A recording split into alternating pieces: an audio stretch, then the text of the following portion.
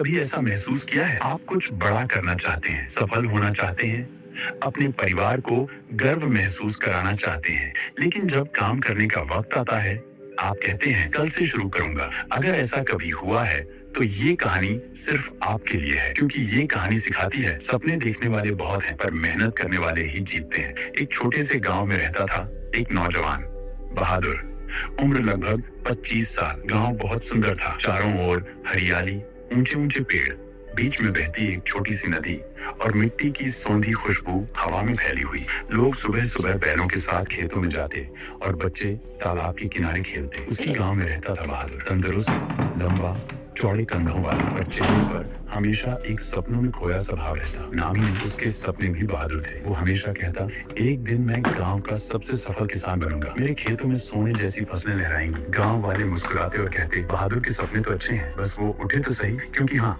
बहादुर सपनों में अमीर था पर मेहनत में गरीब। सुबह जब बाकी किसान खेतों में जाते वो नींद में होता, जब लोग धूप में पसीना बहाते वो छांव में लेटा ठंडी हवा खा रहा होता। हर काम के लिए उसका एक ही जवाब था, कल कर लूंगा। एक दिन उसका चाचा, जो गांव का सबसे अनुभवी किसान था, उससे मिलने आया। उसने देखा बहादुर का खेत खाली पड़ा है, ना फसल ना पौधे, बस सूखी फटी हुई मिट्टी। चाचा ने पूछा, बहादुर बेटा, तेरी जमीन इतनी उपजाऊ है, फिर भी यहाँ कुछ क्यों नहीं उगता? बहादुर मुस्कुराया, चाचा मैं कल से काम शुरू करूंगा, देखना मेरा खेत सबसे बढ़िया होगा। चाचा हल्का मुस्कुराए। उन्होंने अपनी जेब से 2 छोटे थैले निकाले, दोनों में बीज थे। उन्होंने कहा, ये 2 बीज तेरी जिंदगी बदल सकते हैं। पहला महत्वाकांक्षा, एम्बिशन का बीज, दूसरा आलस्य, लेजीनेस का बीज। महत्वाकांक्षा का बीज धीरे धीरे बढ़ेगा, पर उसे रोज मेहनत और ध्यान चाहिए।